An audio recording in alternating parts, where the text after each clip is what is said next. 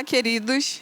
É uma alegria estar aqui hoje, poder compartilhar um pouco com vocês do que Deus tem falado comigo e do que eu entendo que Deus tem para a igreja hoje. Para quem não me conhece, meu nome é Amanda. Eu sou filha do pastor Lima e da pastora Miriam, mas eu não moro aqui em Boa Vista, eu hoje moro em Curitiba. Eu sou missionária na Jocum, eu trabalho com uma escola de estudos bíblicos. E hoje eu recebi a oportunidade de estar aqui compartilhando um pouco dessa palavra com vocês, e é uma alegria. Eu vou falar um pouco hoje sobre Efésios. A minha mãe pregou uns domingos atrás, a pastora Miriam pregou sobre as obras e sobre como que nós não somos salvos por elas e como que é a graça de Deus que nos salva. Mas hoje eu vou falar um pouco sobre o que Deus espera da gente a partir do momento que nós somos salvos. A partir do momento que a graça dele nos alcança e vem até nós. Mas antes, eu quero contar uma coisa que aconteceu comigo na escola no ensino médio. Eu estava no primeiro ano do ensino médio e quando você estudou, eu acho que você lembra da turma do fundão que era uma turma que não era muito legal, que era uma turma que bagunçava, que falava, que não respeitava muito o professor. Eu era dessa turma, só que eu era diferente da turma. Eu respeitava, eu prestava atenção na aula, mas ainda assim eu era da turma do fundão. E eu andava com os meninos, era só eu de menina e vários meninos. E eu, crente, filha de pastor, mas eu não era a única filha de pastor. Junto com a gente, nesse grupo, tinha um outro amigo meu que era filho de pastor também. E era uma turma que era assim, bem louca da vida. Eles falavam palavrão, era bem rebelde. Sabe esses adolescentes na puberdade, que é tudo maluco? Eram eles. E um dia eu estava, num tempo livre, eu estava conversando com esse amigo que era filho de pastor também. E nós estávamos falando alguma coisa da igreja, sobre, eu não sei se era a Bíblia ou se era célula, ou porque os nossos pais se encontraram em algum lugar. E chegou um amigo nosso, um terceiro amigo do grupo, e ele falou, e ele ouviu a nossa conversa, nós falando sobre a igreja e sobre a vida cristã. E ele falou assim: fulano, tu é crente? E aí o fulano falou assim: sou. E ele falou assim: não, tu não é crente não. E esse meu amigo falou: sou crente, sou filho de pastor. E ele falou assim: Amanda, eu sei que é crente, mas tu é igual eu, tu não pode ser crente. E eu lembro que eu fiquei com muita vergonha. Eu fiquei, meu Deus, o que eu faço? Eu fingi que eu nem estava ouvindo. Mas eu lembro que ele falou assim: tu fala palavrão igual eu, tu namora por aí igual eu, tu dá cotoco para as pessoas igual eu, como é que tu é crente? Tu não pode ser crente, tu é igual eu. E eu lembro que eu fiquei com tanta vergonha. E eu pensei assim, cara, o nome de Deus está sendo ridicularizado porque ele não tem vivido a vida cristã que é para a gente viver. E eu quero falar um pouco disso hoje. Eu quero falar como que as nossas obras hoje, depois que nós aceitamos Jesus, elas devem expressar quem Deus é, elas devem glorificar a Deus. Então, abram comigo lá em Efésios 2, do versículo 1, nós vamos ler até o versículo 10, que fala o seguinte: Ele vos deu vida, estando vós mortos nos vossos delitos e pecados, nos quais andastes outrora, segundo o curso deste mundo, segundo o príncipe da potestade do ar, do espírito que agora atua nos filhos da desobediência, entre os quais também todos nós andamos outrora, segundo as inclinações da nossa carne, fazendo a vontade da carne e dos pensamentos, e éramos por natureza filhos da ira, como também os demais. Mas Deus, sendo rico em misericórdia, por causa do grande amor com que nos amou, e estando nós mortos em nossos delitos, nos deu vida juntamente com Cristo. Pela graça sois salvos. E juntamente com Ele nos ressuscitou e nos fez assentar nos lugares celestiais em Cristo Jesus, para mostrar nos séculos vindouros a suprema riqueza da sua graça em bondade para conosco, em Cristo Jesus. Porque pela graça sois salvos, mediante a fé. E isto não vem de vós, é dom de Deus. Não de obras para que ninguém se glorie, pois somos feitura dele, criados em Cristo Jesus para boas obras, as quais Deus de antemão preparou para que andássemos nela. Esse texto, ele resume bem o Evangelho. Ele fala: vocês estavam mortos Vocês estavam mortos nos vossos delitos e pecados, não porque Satanás era mau, não porque Satanás afundou vocês no pecado, não porque Satanás perseguiu vocês, mas vocês estavam afundados nos vossos próprios delitos e pecados. A gente tende a jogar a culpa dos nossos pecados, a jogar os nossos erros para Satanás, e falar assim, porque Satanás me tentou muito, ou porque Satanás está furioso comigo, sendo que a maldade, a raiz da maldade está em nós. Nós somos pecadores, nós temos essa raiz pecaminosa. E a nossa natureza, essa natureza é má. Então, se um dia Deus falasse assim, olha, eu estou de bom humor hoje, eu pensei que eu amo demais a terra que eu criei, eu acho que a natureza é tão bonita, mas tem a maldade na terra, então, o que eu vou fazer? Eu vou acabar com a maldade na terra. Vou destruir tudo que é mal, vou acabar com tudo. Deus, ele mataria e ele aniquilaria toda a raça humana. Porque todos nós somos maus, existe maldade em todos nós. Se houvesse um tribunal que falasse assim, vamos julgar os maus, vamos condenar os maus, então todos os maus seriam condenados. Toda a humanidade se perderia porque nós somos maus. E existe uma frase do Paul Washer, que é um pregador, e ele fala o seguinte, Hitler não era uma anomalia.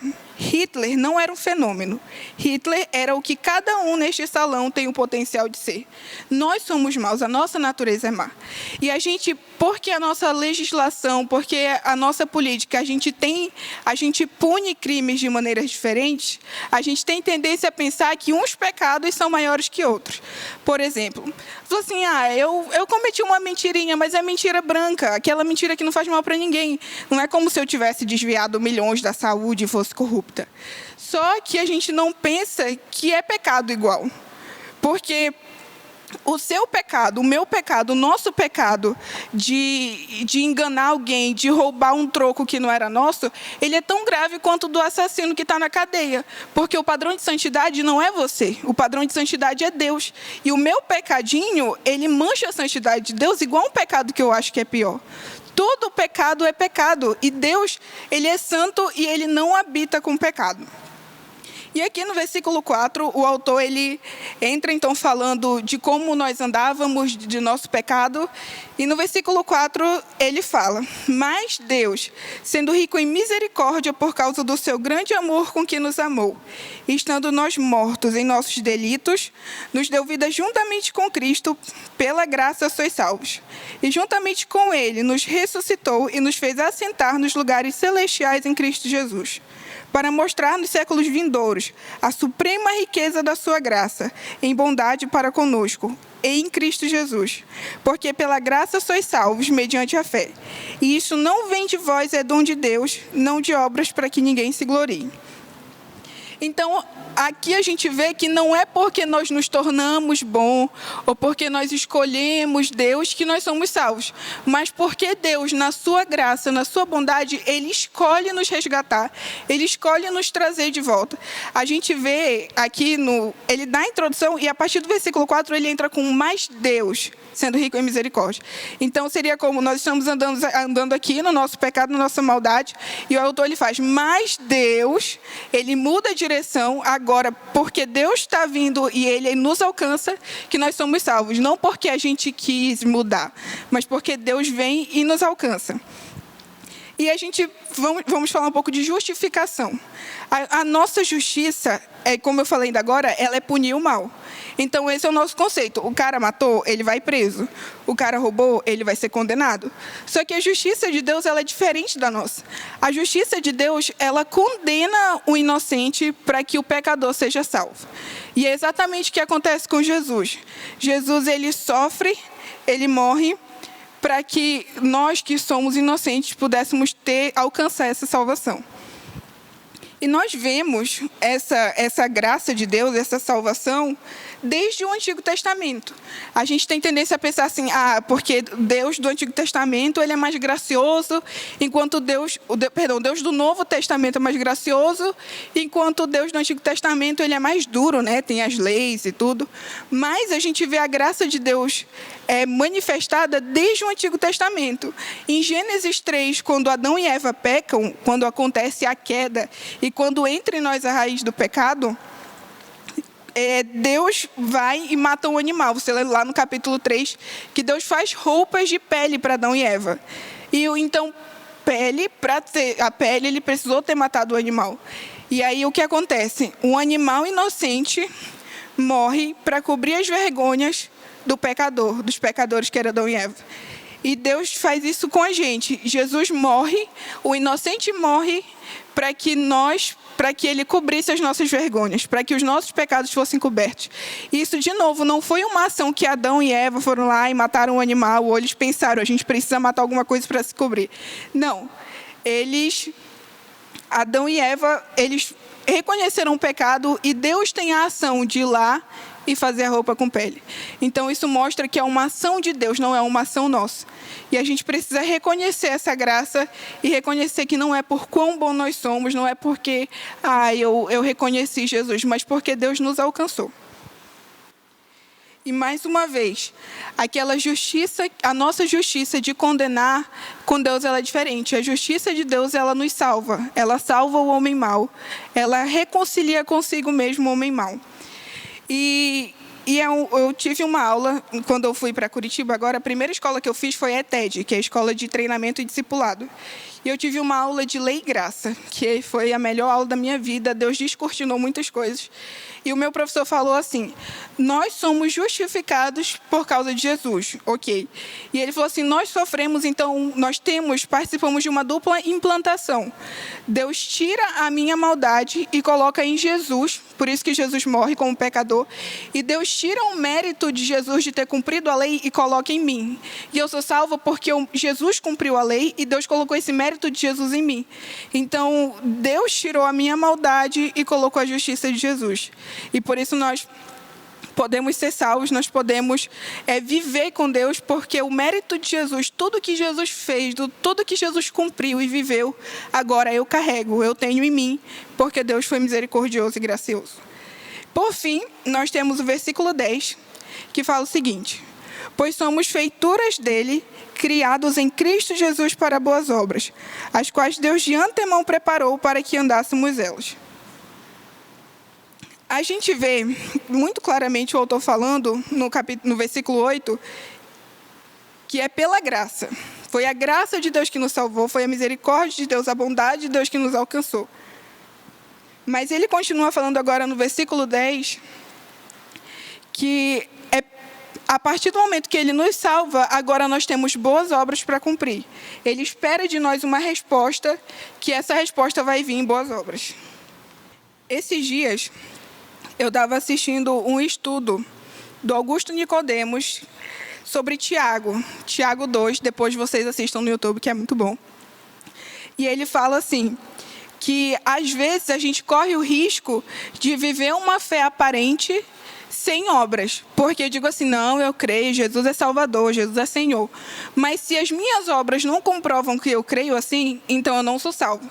E isso é muito arriscado para a gente, principalmente para a gente que está no contexto de igreja, a gente é líder de célula, a gente discipula, a gente não falta um culto quando tinha culto, a gente trabalha no louvor, a gente é envolvido, a gente é auxiliar de célula, e a gente pensa assim, não, eu creio, eu faço, eu participo, só que as nossas obras, aquelas obras cotidianas, vamos dizer assim, do trabalho, nas decisões particulares, a gente não age como se a gente tivesse um Deus acima da gente, a gente não teme a Deus. E isso é um risco, porque mesmo que eu fale, mesmo que a minha fé seja bem bonita, bem falada, se eu não vivo isso, então nossa fé é somente aparente, a gente não é salvo de fato. Porque a fé, ela sempre é acompanhada por obras. A nossa fé sempre vai ser acompanhada e ser expressa nas nossas obras. E eu quero ler com vocês Tiago 2, que fala sobre Abraão. Abraão, quando a gente pergunta quem foi Abraão, como que a gente conhece Abraão? A gente fala, Abraão foi o pai da fé. Abraão foi o homem que Deus falou e ele acreditou, e Deus falou que através da família dele, as famílias da terra seriam abençoadas. E a gente pensa em Abraão logo pela fé, mas Abraão, ele foi justificado por suas obras. Então, vou ler Tiago 2, a partir do versículo 21. Não foi por obras que Abraão, o nosso pai, foi justificado quando ofereceu sobre o altar o próprio filho Isaque? Vês como a fé operava juntamente com suas obras. Com efeito, foi pelas obras que a fé se consumou. E se cumpriu a escritura, a qual diz: ora, Abraão creu em Deus e isto lhe foi imputado para a justiça, e foi chamado amigo de Deus. Verificais, pois, que uma pessoa é justificada por obras e não por fé somente. Então, como que acontece? Deus nos salva, não pelo que a gente fez, mas a partir do momento que nós somos salvos, a nossa natureza muda. Tem que haver uma mudança, porque essa mudança, se nós somos salvos, existe essa mudança, porque a mudança é o fruto. A raiz é a nossa fé.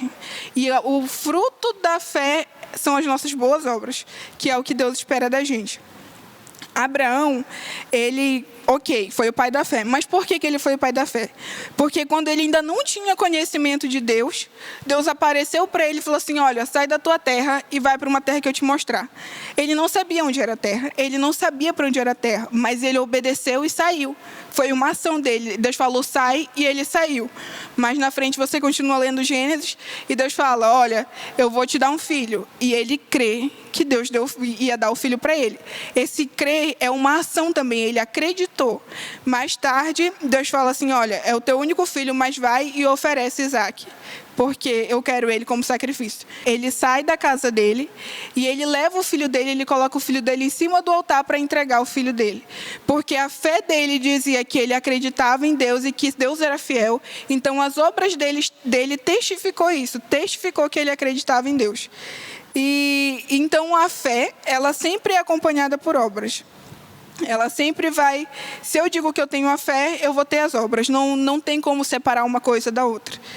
E Tito, no capítulo 2, no versículo 11 ao versículo 14, fala o seguinte: porquanto a graça de Deus se manifestou salvadora a todos os homens, educando-nos para que, renegadas a impiedade e as paixões mundanas, vivamos no presente século, sensata, justa e piedosamente, aguardando a bendita esperança e a manifestação da glória do nosso grande Deus e Salvador, Cristo Jesus, o qual a si mesmo se deu por nós, a fim de remir-nos de toda iniquidade e purificar para si mesmo um povo exclusivamente seu, zeloso e de boas obras.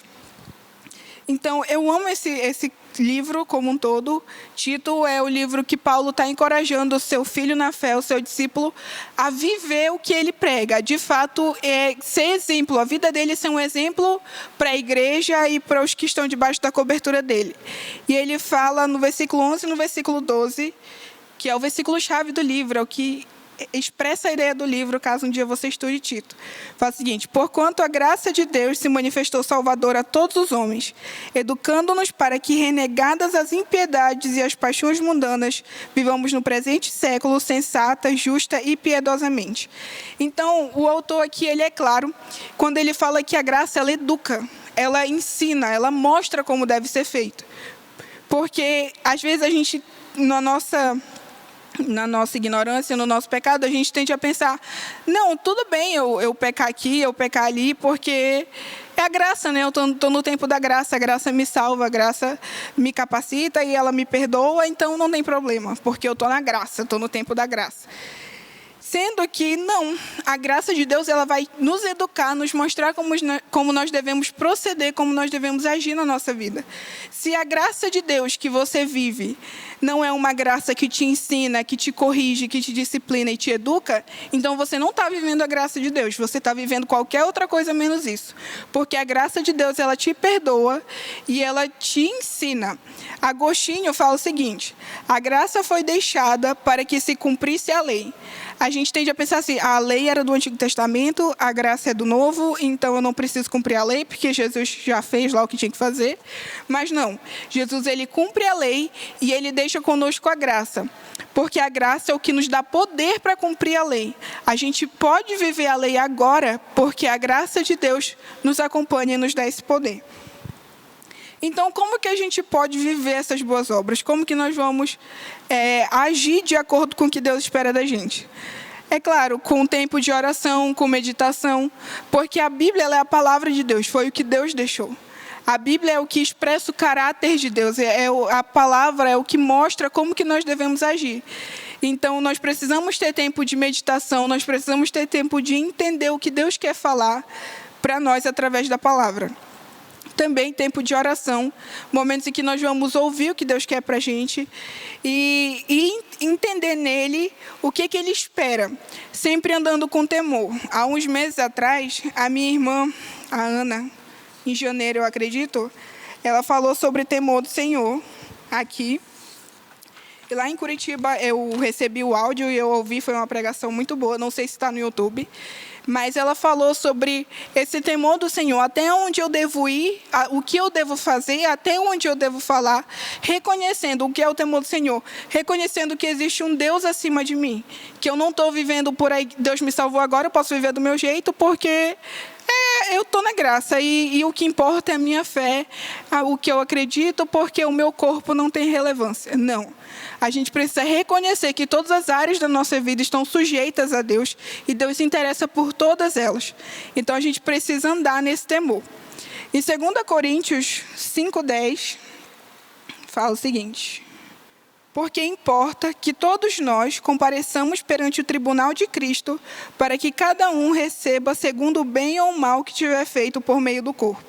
Então, Paulo aqui, ele está falando para uma igreja, para irmãos cristãos, e ele fala assim, todos nós vamos estar diante do tribunal de Cristo. Todos nós vamos prestar contas para Deus do que nós temos feito aqui nesse corpo. Então, nós precisamos entender, nós precisamos reconhecer que existe um Deus, que nós estamos submissos a Ele, que nós precisamos temer a Ele e dar honra para Ele através da nossa vida. Da escola também, eu lembro, gente, já passei por tanta situação vergonhosa com crente sendo envergonhado, que não era eu, graças a Deus. Mas eu lembro de outra vez, no ensino médio também, eu estava no tempo de aula, a diretora chegou na sala e ela falou assim, gente, sábado vai ter uma prova e eu preciso saber se tem algum adventista na turma, porque a gente vai precisar remarcar a prova, a gente vai precisar fazer em um outro dia. E aí, eu tinha uma colega que era adventista e ela tinha faltado naquele dia. E aí, alguém falou assim, fulana, ela não vai poder vir. E um colega meu, um amigo meu, ele falou assim, fulana, ela é adventista não praticante, né? E toda a sala começou a rir. E eu fiquei, meu Deus do céu. E aí, a diretora saiu da sala e a professora virou assim para a turma, quem que é adventista? Aí alguém falou, fulana. E ela falou assim, fulana é crente, usando aquele short indecente que ela usa, ouvindo aquele tipo de música, andando pela escola igual do jeito que ela anda. Ela é crente, é? Crente coisa nenhuma. E eu lembro que eu fiquei de novo com tanta vergonha. Eu falei, misericórdia, Senhor. O que as pessoas pensam de mim? O que as pessoas pensam quando elas sabem que eu sou crente? Então, nós precisamos entender que não é só sobre a minha fé, não é só sobre o que eu creio, mas eu carrego a imagem de Deus, eu carrego a imagem da igreja. A gente deveria ser diferente. Outra vez também, na escola, a gente foi fazer alguma atividade, alguma prova, e a minha amiga falou assim, não vai colar, hein? Não vai trapacear, alguma coisa assim. E eu falei assim, não, tá doido, eu sou crente. E aí uma outra amiga minha, crente também, falou assim, mana, ser crente não significa nada. E naquela hora eu senti um temor. Não foi vergonha, dessa vez foi temor. Eu falei, meu Deus. Eu lembro, não é da minha época, mas eu imagino que antes, lá na época do papai, acordos eram feitos só com aperto de mão. Não precisava ter um documento, não precisava assinar nada. Eles apertavam a mão e falavam assim, então, tá feito. E se para um homem normal, para alguém comum, era respeitado, imagina a palavra de um crente. Eles falavam assim, não, crente é um povo diferente. E não, hoje ser crente não significa nada. Então, que tipo de imagem, que tipo de testemunho nós, como Igreja de Deus, estamos dando? Como que a gente tem representado Deus na nossa escola, no nosso trabalho? Será que a gente aceita algumas corrupçõezinhas? Porque, é só uma corrupção, não estou desviando milhões, não. Ou porque a gente fala assim, não tem problema, a gente dá um jeito, muda o valor aí no documento, porque não vai fazer falta esse valor. Ou para você que é líder aqui na igreja, que é líder de célula, que é discipulador, como que você tem liderado? Como que você tem discipulado? Será que é com seriedade? Porque o reino de Deus não é uma competição. Será que você tem valorizado a qualidade de vida do seu discípulo? Será que você tem ensinado eles com temor? Você que é pai, que é mãe, eu não sou. Será que você tem ensinado seus filhos a temer a Deus? Você tem ensinado a falar assim, não, olha, isso aqui não pode fazer porque nós temos um Deus e Deus não se agrada disso. Então, nós precisamos entender a gravidade e a importância de que nós representamos Deus aqui na Terra. Nós somos a imagem de Deus aqui. Claro que nós não somos perfeitos, Deus não espera a perfeição da gente. Salmos fala que Deus sabe que nós somos pó e que nós vamos falhar. Mas no que depende da gente, do que depende da nossa busca por Deus, do nosso entendimento de quem Deus é, será que nós temos feito o que nós devemos fazer? E para finalizar, Apocalipse 14, 13 diz o seguinte: Então ouvi uma voz do céu dizendo, escreve, bem-aventurados os mortos que desde agora morrem no Senhor. Sim, diz o Espírito, para que descansem das suas fadigas, pois as suas obras os acompanham. A igreja de Apocalipse, a carta de Apocalipse, ela é encaminhada para 7 igrejas diferentes. E essas igrejas, elas estavam passando por muitas perseguições. Eram perseguições desde que eles perdiam seus bens, eles eram torturados e eles eram até mortos muitas vezes. Foi uma perseguição muito ferrenha que a igreja passou. E um dos consolos que o Espírito de Deus dá para a igreja fala assim, descansem, pois as suas obras os acompanham. E eu quero perguntar para você hoje, desafiar você, será que saber que as suas obras vão te acompanhar por toda a eternidade é motivo de descanso para você? Ou será que você fica temeroso, pensando, meu Deus, o que eu estou fazendo da minha vida? Será que é isso que vai me acompanhar por toda a eternidade? Então, nós precisamos buscar a Deus e falar assim, Deus, como que eu posso viver de maneira que vai agradar ao Senhor? Nós estávamos mortos nos nossos delitos e pecados, mas Jesus se entregou, nos reviveu e imputou em nós a sua justiça. Que nós possamos viver de maneira que as nossas obras, decisões, ações e reações sejam frutos de uma legítima fé em Jesus. Que as nossas escolhas possam refletir o caráter de Deus. Que os nossos passos possam mostrar e apontar que existe um Deus e que Ele é santo e que Ele é correto porque nós refletimos quem Ele é. Amém? Vamos orar então. Deus, obrigada porque você nos deixou a sua palavra. Obrigada porque você se revela para nós através dela. Você não deixou ela somente para algumas pessoas, para alguns líderes, para pessoas diferentes. Mas você permitiu que ela estivesse acessível a nós no dia de hoje. Eu quero pedir que nós possamos voltar para a tua palavra e nós possamos entender o que você espera de nós através da tua palavra. Que, como o Tito fala, nós possamos viver de maneira sensata, justa e piedosa. Para que quando as pessoas olhem para a gente, elas vejam quem você é, elas vejam o teu caráter, que as pessoas olhem para a nossa vida e elas digam, existe um Deus, porque essa pessoa, ela reflete esse Deus, ela reflete a glória desse Deus. Guia os nossos passos, para que as nossas ações possam ser o que você espera da gente. Que as nossas ações, que os nossos pensamentos, que as nossas decisões estejam alinhados com o que você espera, estejam alinhados com a tua vontade para o que você tem para a gente. Em nome de Jesus. Amém.